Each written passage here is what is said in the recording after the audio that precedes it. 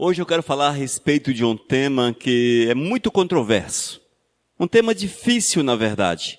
Haja vista que a palavra de Deus, ela é clara com relação a esta questão, porém, o homem gosta de complicá-la. Quero falar a respeito dos últimos dias. Os últimos dias.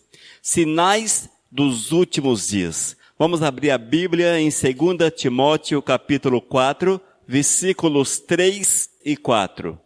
Diz a palavra: pois virá o tempo em que não suportarão a sã doutrina. Pelo contrário, se rodearão de mestres segundo as suas próprias cobiças, como que sentindo coceira nos ouvidos. Eles se recusarão a dar ouvidos à verdade, entregando-se às fábulas. Amém?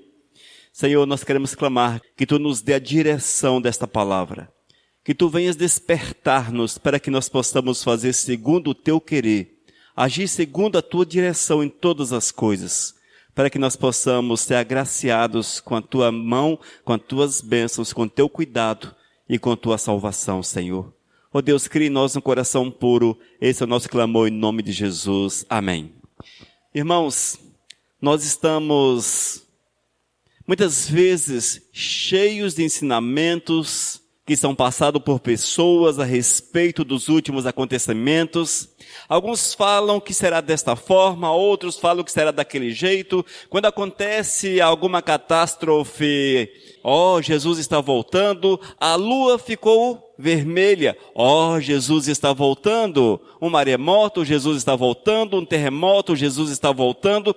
As pessoas estão muito ligadas a estas situações da natureza e esquecem de observar o que é principal, o coração do homem. Irmãos, o maior sinal da brevidade da volta de Cristo está no coração da humanidade. Não necessariamente naquilo que nos rodeia, nas coisas que estão acontecendo mundo afora, mas no coração do homem. Eis, amados, onde devemos ver como Cristo está próximo. Eu imagino, irmãos, que esta geração na qual nós estamos, talvez seja a pior geração que já houve sobre a face da terra com relação a Cristo. E esta está enchendo certamente o inferno. Queridos, as pessoas não querem saber de Deus. As pessoas se deixam envolver por toda sorte de práticas, mas não querem praticar Deus nas suas vidas. E este é um sinal da brevidade, da volta de Cristo Jesus, e que estamos vivendo, com certeza, os últimos dias. São dias, amados, em que as pessoas tornaram-se religiosas, mas uma religiosidade sem Jesus Cristo. São dias em que as pessoas são más, porém apresentam-se como boas. São dias em que as pessoas cantam, mas não louvam, não adoram ao Criador. São dias em que os corações estão vazios, estão distantes de nosso Senhor e Salvador. Mas o interessante é que o apóstolo Paulo, há 2000 anos atrás, já previa esta situação.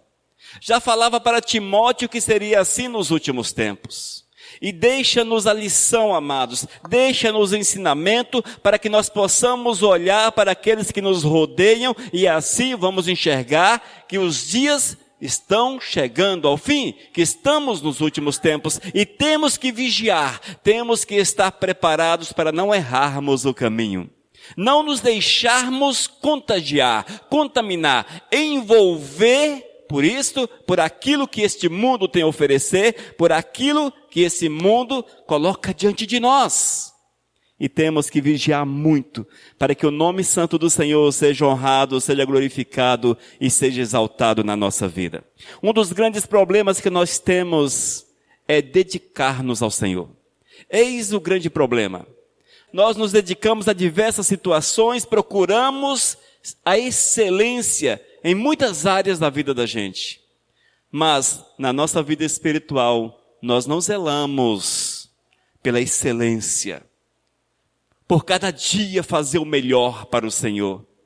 E vamos levando as coisas meio que no banho-maria. Mas não é assim, amados. É necessário que nós estejamos cheios do Espírito Santo, com o coração desejosos de estar na presença do Mestre, alegres por sermos de Cristo Jesus. alegres por vivermos Cristo Jesus na nossa existência. E nesse texto, nessa informação, nesse ensinamento do apóstolo Paulo a Timóteo, ele diz: pois virá o tempo que não suportarão a sã doutrina. Chegará o tempo, irmãos, em que os homens não suportarão a sã doutrina. E nós temos visto isto no nosso dia a dia. As pessoas já não suportam a sã doutrina. O que é a sã doutrina, irmãos? As informações básicas e simples que estão na palavra do Senhor, especialmente no Novo Testamento, já que estamos na Nova Aliança. É a nossa regra de fé, o Novo Testamento. No entanto, vemos que as pessoas mergulham numa série de situações e esquecem de olhar para a Bíblia, porque a Bíblia é a verdade única. A verdade única, irmãos. Nós não podemos jamais esquecer a palavra de Deus. Nós não podemos esquecer este livro. Nós temos que comer este livro, nos alimentarmos com ele, porque nele está o alimento para a nossa alma, está o conhecimento que nós precisamos para servir ao Senhor de uma forma sã. Sã doutrina é porque a doutrina não é doente. Se é sã, é porque tem saúde. Amém? É assim, a visão de Deus é essa. Nós temos a sã doutrina, aquela que não é contaminada, aquela que não se deixa contaminar por este mundo. A palavra de Deus não se deixa contaminar por esse mundo. Está aqui, irmãos. Mas, no entanto, nós temos visto que as pessoas não querem saber da sã doutrina. Jesus como centro da sã doutrina, para muitos não é interessante. Deixou de ser interessante. Nós vivemos dias, amados, em que as pessoas querem uma doutrina que lhes diga algo, que lhes traga as emoções à flor da pele. É assim que as pessoas querem viver. Elas não querem viver a simplicidade do Evangelho de Cristo, porque o Evangelho de Cristo visa unicamente a salvação. Você sabe qual é o principal objetivo do Evangelho de Cristo? A salvação, irmãos. É a salvação, amados. O foco da mensagem de Cristo, salvação. O foco da doutrina que não é sadia, que é doente, contaminada. Qual o foco dessa doutrina? O homem. O homem. Os pregadores estão nos púlpitos falando para homens aquilo que eles querem ouvir. E nesse caso, amados, desviam-se da palavra, porque o homem não quer ouvir a palavra. Eles querem ouvir aquilo que lhes dá esperança nesta terra. Infelizmente, amados, o evangelho que é pregado nesses últimos tempos, ele é terreno. Ele mostra a terra para o camarada. Diz que aqui é bom. E oferece o paraíso nessa terra e ponto final. É assim que eu faço. Onde está Cristo? Onde está Cristo? E cada dia temos visto que esse evangelho doente, ele ganha corpo, ele cresce. Mas ele parece com o evangelho de Cristo em alguns aspectos. Falam de Deus, falam de Jesus, falam do Espírito Santo, até supervalorizam os anjos, e vai por aí. Falam sim, leem a Bíblia, leem. Não é para ser diferente, amados. O objetivo é enganar. E o evangelho dos últimos tempos, ele trabalha nessa direção. E veja, queridos, estes buscam a satisfação da carne, a satisfação pessoal. Diz a palavra, pelo contrário, se rodearão de mestres segundo as suas próprias cobiças. Nunca houve tanta cobiça na igreja como nesses últimos tempos. Tanta ambição na igreja como nesses últimos tempos. As pessoas vão para a igreja porque têm uma ambição. Qual a ambição? Ganhar esse mundo. Você já parou para analisar essa questão? Veja na televisão aqueles muitos programas que passam 24 horas por dia. Qual o foco? Qual o foco do programa? Qual o foco daquelas mensagens? É que você prospere sobre a face da terra. É que você seja curado. É que você se dê bem. Raramente, amados, eu particularmente nunca vi um desses pregadores falando: se você não aceitar Jesus, você vai para o inferno. Eu nunca ouvi um desses pregadores falando isso. Pode até falar.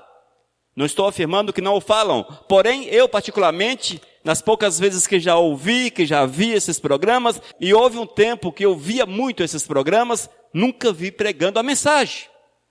Mas sempre é uma espécie de salmos. Aquele salmo gostoso assim, que não chama ninguém a atenção e puxa o camarada para a presença do Senhor.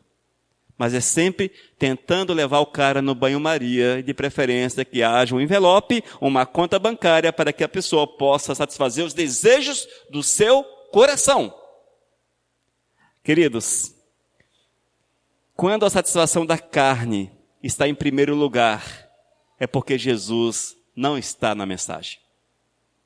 Se eu estivesse falando para vocês que seria bom que buscasse numa campanha, vamos fazer uma campanha aqui, para que você se desse bem na vida. Olha, com certeza Jesus não estaria nessa campanha. Ele não estaria sendo pregado.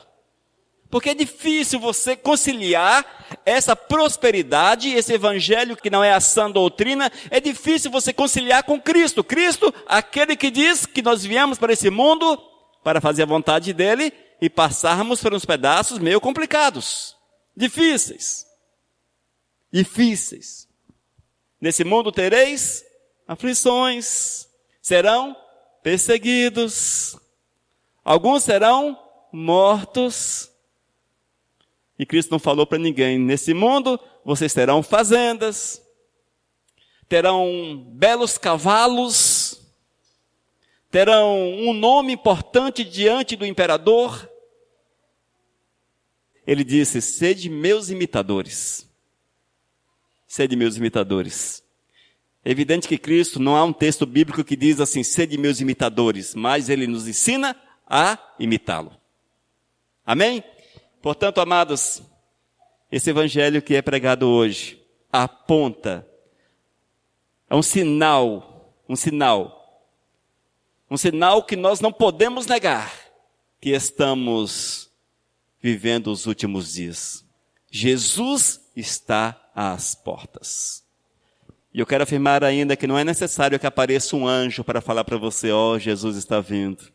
Não é preciso que apareça um profeta para falar para você: Jesus está vindo.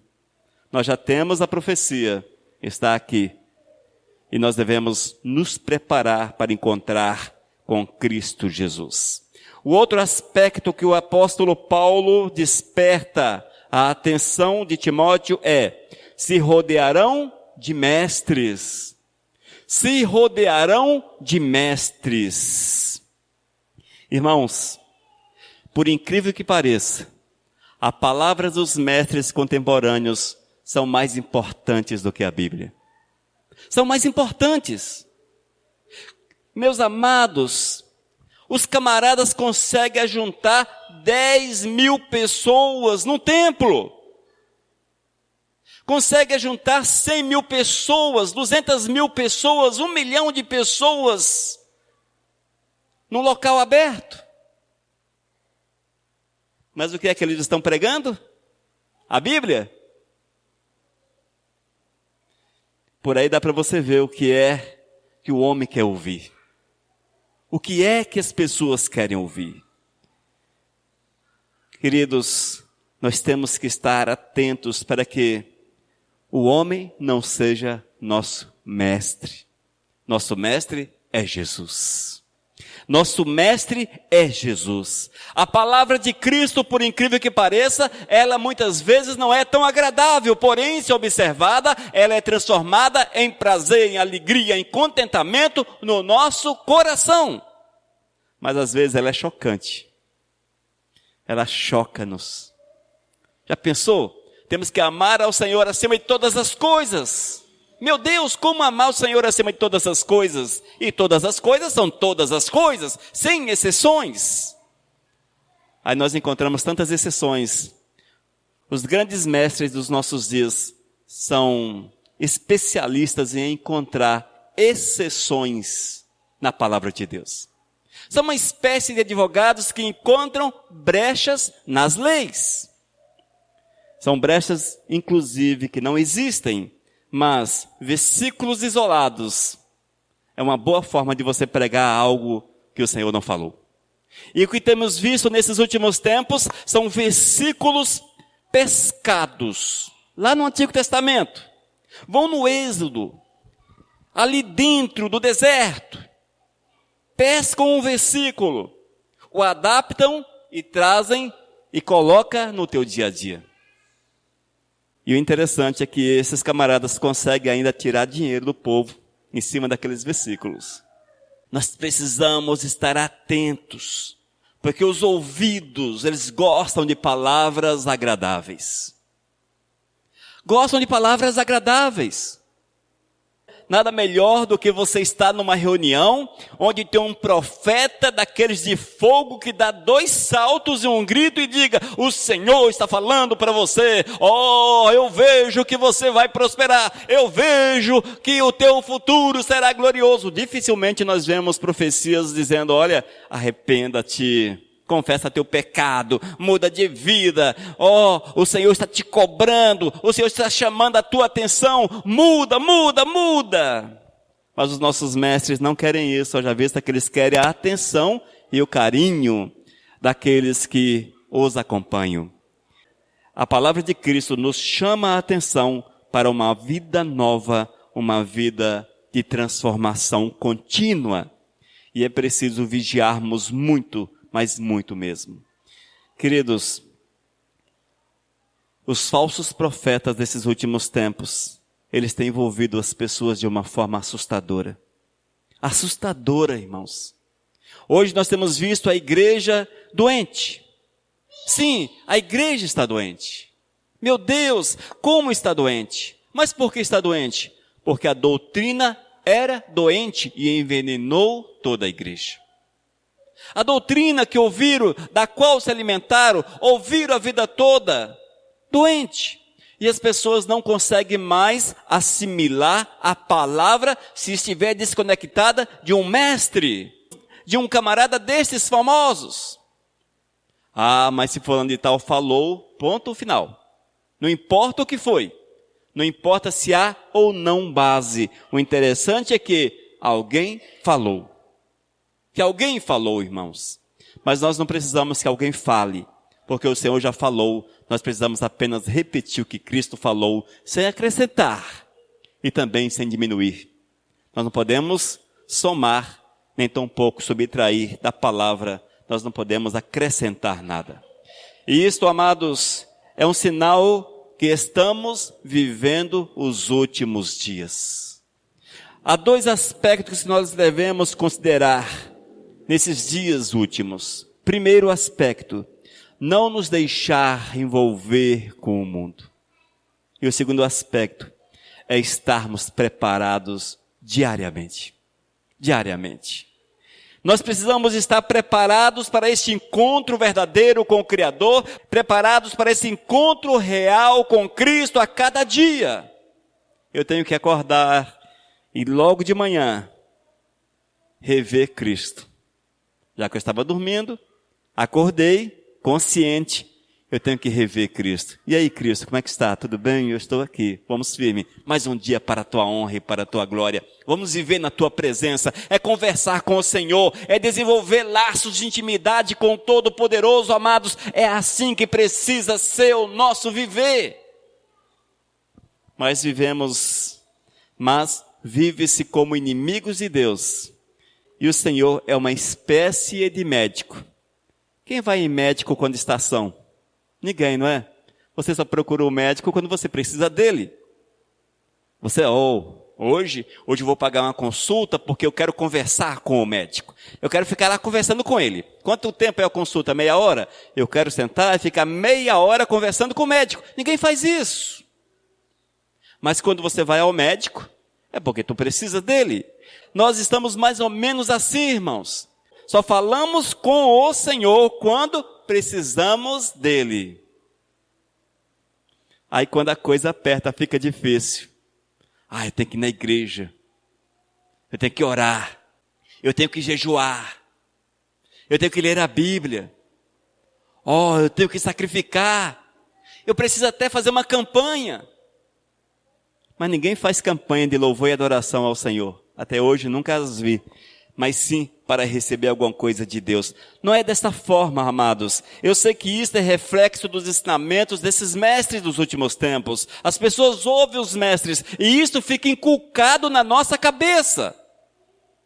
Fica inculcado aqui dentro. No entanto, nós temos que viver diferente, porque o Senhor quer que estejamos continuamente com Ele.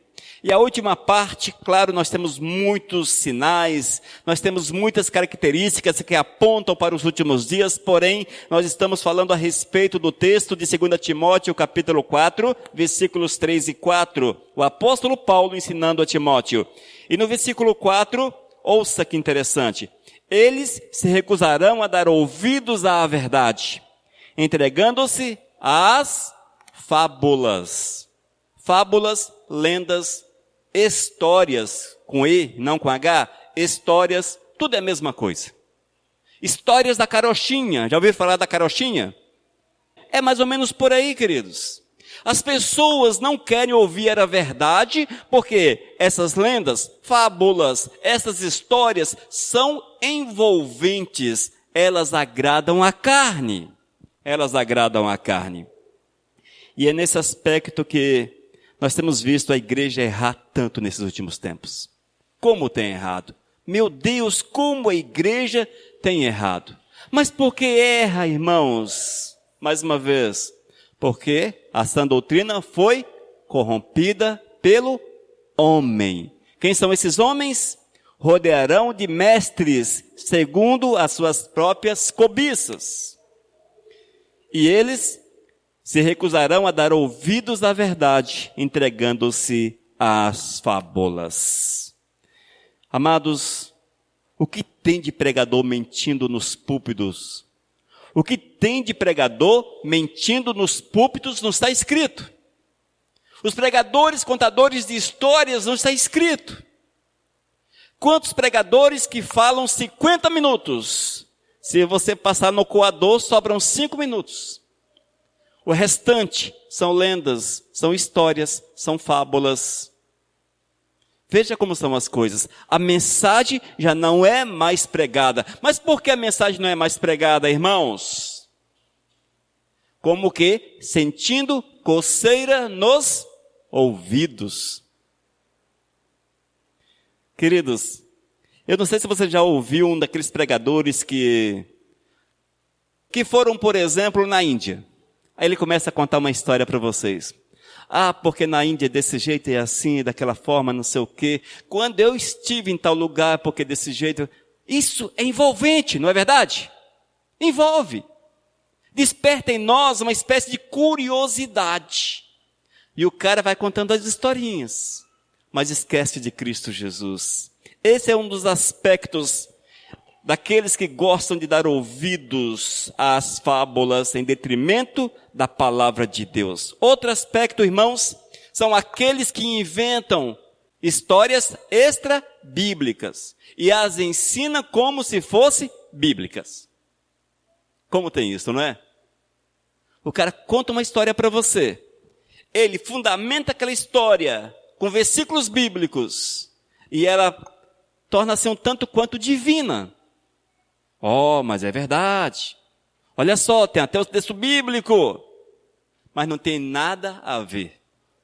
Quantos estão inventando histórias a respeito do profeta Elias? A respeito de Maria? A respeito de Jonas? De Moisés? Que eu não sei onde eles conseguem informações que Elias agiu dessa forma, porque Moisés fez isso, porque Maria foi daquela... Enfim... E inventam essas histórias que não existe fundamentação em lugar nenhum. E enfia nos ouvidos que, sentindo coceiras, querem alguma coisa diferente. E as pessoas alimentam-se daquilo. Irmãos, nós temos que entender o seguinte: a única palavra, e ela é inspirada, é aquela que tem como base a Bíblia. Unicamente a Bíblia, sem distorcer, com exegese. Com exegese. O que é isso, exegese? É quando você pega o versículo e vê o contexto no qual ele está inserido, antes e depois, e faz a aplicação dentro daquilo que o autor está ensinando. E nós temos visto que nessa história de lendas e fábulas, alguns pegam um texto isolado e faz a aplicação da forma que acha conveniente. Da forma que acha conveniente. Eis aí, queridos, o que nós temos visto nesses últimos tempos. Outro aspecto que nós não podemos deixar de fora são aqueles que deixam o evangelho simples e apelam para a complexidade da teologia. Irmãos, eu nunca vi um teólogo descomplicar a palavra. Só complica. Deve ter alguém que descomplicou, porém, só complicam. Se você vai para Calvino, ele complicou ao extremo a palavra. Se você lê um desses mais modernos, até os contemporâneos, os caras só estão aí para complicar a palavra. Mas é essa palavra complicada que as pessoas querem comer, querem alimentar-se. São dessas palavras complicadas. Aí ele compra um livro, 2 livros, 3 livros, 4 livros, tem uma estante cheia de livros. E para entender João 3,16, eles vão ler 50 livros para entender João 3,16. Não é assim, Marcos? Não é dessa forma? E ainda não entende. Aí compra mais 10 livros para tirar aquela dúvida dele. Porque Deus amou ao mundo de tal forma. Aí entra nessa parte aí uma teologia tão profunda, que complica tantas coisas. Gente, é simples, porque Deus amou o mundo. Pronto, final. Amou o mundo. Ponto final. De tal forma, porque o amor é grande demais, sem complicações. Outro aspecto interessante que eu acho nesses últimos tempos, é essa ideia de querer aprender hebraico e aprender grego. Gente do céu, misericórdia, eu já falo nós vai, nós foi, nós é. Aí eu quero aprender hebraico. Eu quero aprender grego. Eu compro um livro, Aprenda Hebraico em um mês. Aí o DVD, fale hebraico corretamente. Aí eu acho que eu já sei hebraico, agora eu vou ler o original. Misericórdia, meu Deus do céu. Para que complicar? Eu vou aprender grego porque eu quero pegar em cima do original. Olha, vou falar uma coisa para vocês, amados. Esses camaradas que acham que é preciso aprender hebraico e grego para falar em cima dos originais, é porque eles não acreditam na Bíblia. Não acreditam na Bíblia. Isso aqui é falho, isso aqui o cara traduziu errado. Eu é que vou traduzir o correto. Aí eles conseguem uma cópia da Bíblia em hebraico, que já é uma cópia que foi feita de alguma coisa, e ele acha que tem capacidade, já é catedrático, eu já posso traduzir. Misericórdia, gente. Oh, meu Deus! Irmãos, está aqui a verdade. Nós não precisamos buscar em outra fonte. Se isso aqui não fosse a verdade, o Senhor já teria queimado há muito tempo. Está aqui. Nós não precisamos complicar aquilo que é tão simples. Não complique aquilo que é tão simples. Não entregue-se às fábulas, aos mentores loucos desses últimos tempos. Não vamos fazer difícil aquilo que é fácil. Um texto que chamou minha atenção quando eu gostava de complicar o Evangelho. Eu também já gostei de complicar o Evangelho. Acho que todo mundo já teve essa fase de querer complicar o Evangelho, de ler 500 livros para entender um versículo. Eu também já fui dessa fase aí. Mas um dia eu estava meio que complicando o Evangelho e tem um texto que diz que o Evangelho foi escrito para os simples. Eu falei, meu Deus, o Evangelho foi escrito para os simples, mas está na palavra de Deus que o Evangelho é para os simples, porque eu estou complicando. Se é para os simples, é para eu entender. Às vezes nós nos complicamos com a tradução, claro. Um português muito difícil. No entanto, não é que a Bíblia seja difícil. Aí você consegue a nova tradução na linguagem de hoje, Faz um paralelo entre as duas e você entende tudo sem maiores dificuldades. Mas é preciso esse cuidado, porque o Evangelho é para você que não fez teologia, não estudou teologia. Eu sou bacharel em teologia, mas não acho grande vantagem nisso. Nem faço uso dessas situações. Nem faço uso disso. Vez ou outra me perguntam, pastor, indica um curso de teologia. Eu falo para o camarada, vai ler a Bíblia que é mais fácil. Leia a Bíblia porque tem muita gente fazendo curso de teologia, principalmente nas universidades seculares, que sai de lá ateu. Sai ateu, irmãos. Infelizmente tem muitos cursos confessionais. Confessionais é o curso de teologia dado pela igreja, que estuda-se mais filosofia do que a Bíblia. Aí o cara sai com um nó na cabeça. Um nó na cabeça. Eu tinha um pastor que eu gostava muito dele. Pastor muito amado, eu aprendi muito com ele. E nós andamos muito tempo junto. Ele falou o seguinte, as pessoas convertiam e iam para a igreja, tinham um chamado para ser pastor. Aquilo ardia no coração. O camarada saía da igreja, ia para o seminário, ficava 4 anos no seminário. Ele saía de lá desconvertido. Precisava voltar para a igreja para converter-se novamente. Essa era a afirmativa desse homem muito sábio. Então é isso, irmãos. Muita filosofia, misericórdia. Mas outro aspecto, queridos, quanto mais místico, melhor. O evangelho das lendas, das fábulas, quanto mais místico, melhor. Aquele evangelho que fala que você precisa passar debaixo da cadeira 7 vezes, esse é poderoso. Aquele evangelho que coloca 12 portas, e você precisa passar pelas 12 portas, esse é demais. Aquele evangelho que você tem que usar um kippah. Kippah é aquele chapeuzinho, já viram? Chapéu de judeu? Chapeuzinho de judeu, porque você precisa mostrar submissão a alguém. Aí o pastor tem que usar o kippah.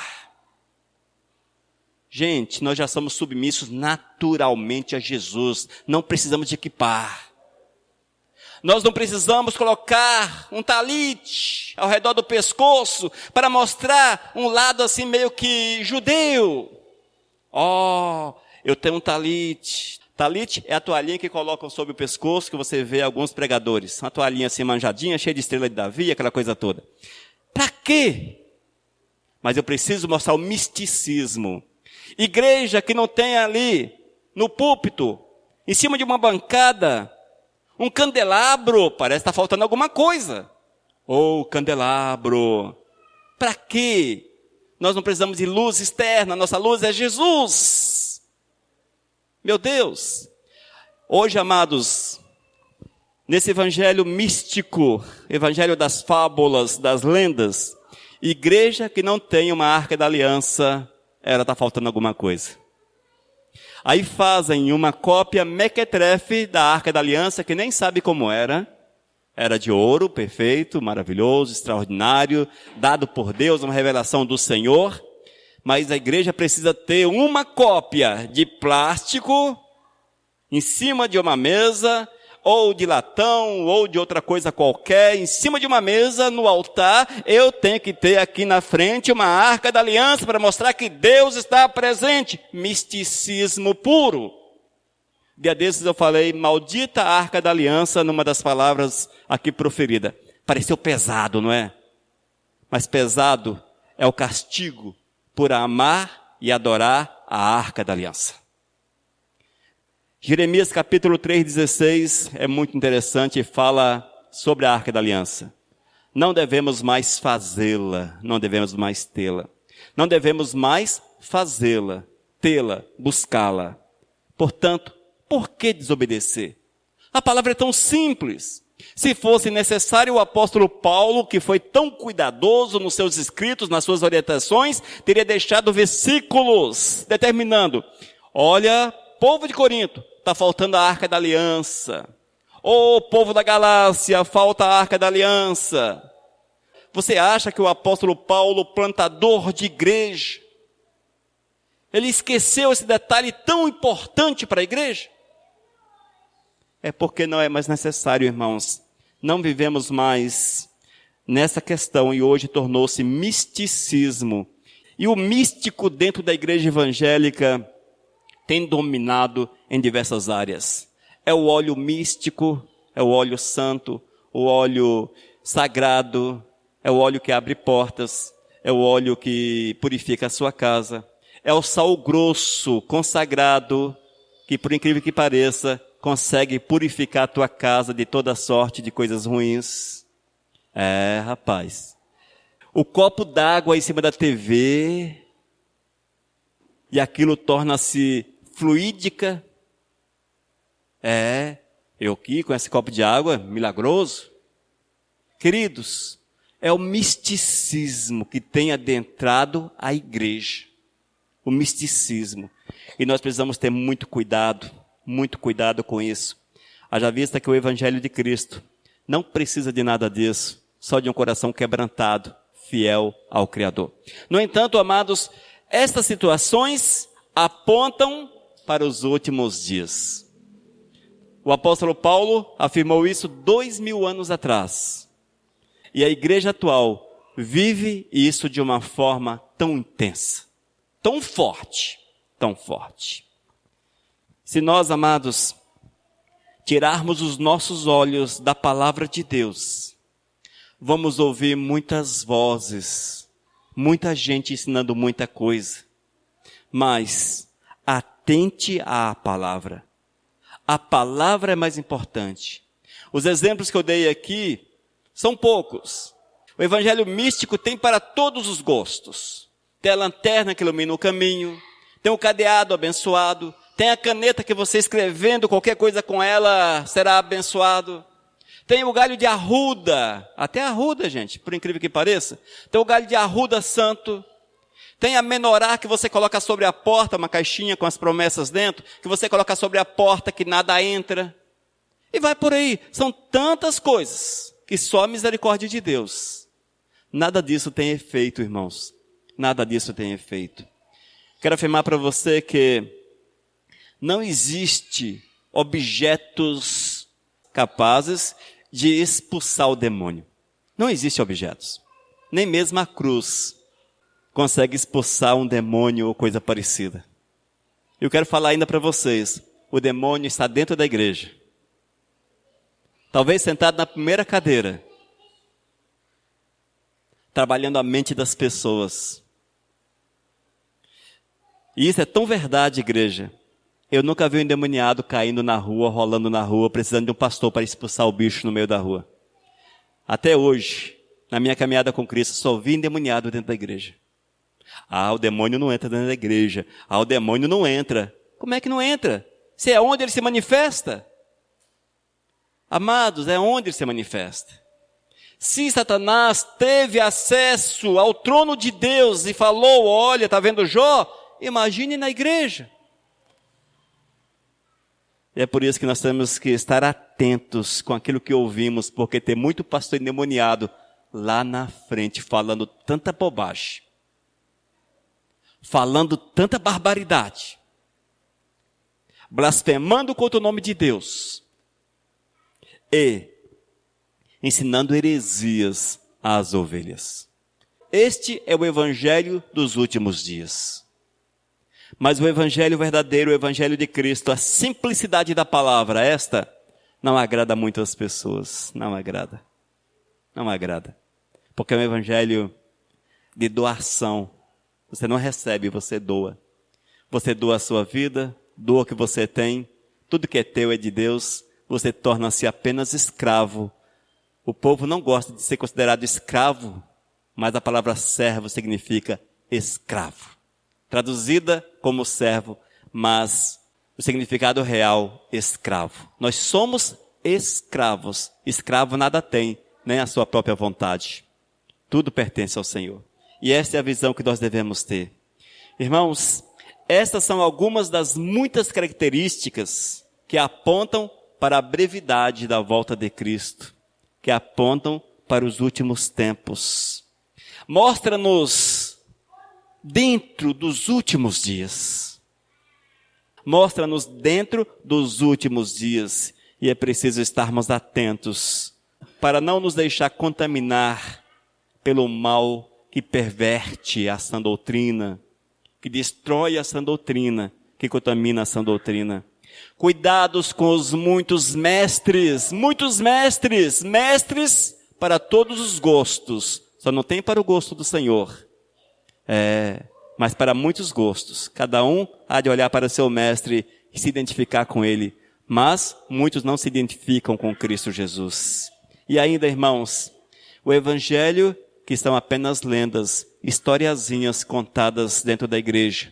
E a partir do momento que fere os princípios da palavra, deixa de ser o evangelho confiável de Cristo Jesus e tornam-se em fábulas ensinadas por impostores, verdadeiros instrumentos do inimigo de nossas almas, obreiros que o maligno levanta e os faz parecer com servos de Deus para enganar o maior número possível de pessoas.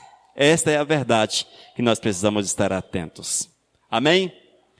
Vamos orar então. Senhor Deus, nós te louvamos por essa palavra e quero clamar que tu venhas dar o discernimento a cada um que há de ouvi-la, Senhor. Esses que aqui ouviram, que saia com teu discernimento, para que entendam, Senhor, a necessidade de colocá-lo acima de todas as coisas, de ancorar suas vidas na tua palavra, e tu és a palavra, Senhor.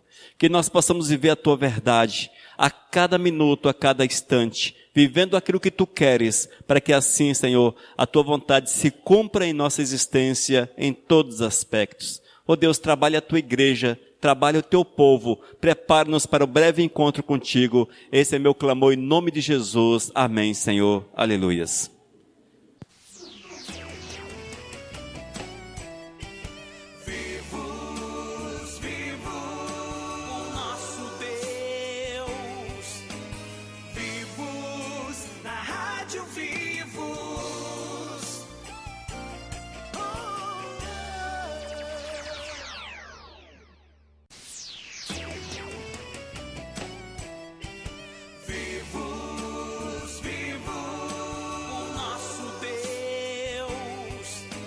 Mensagem 866.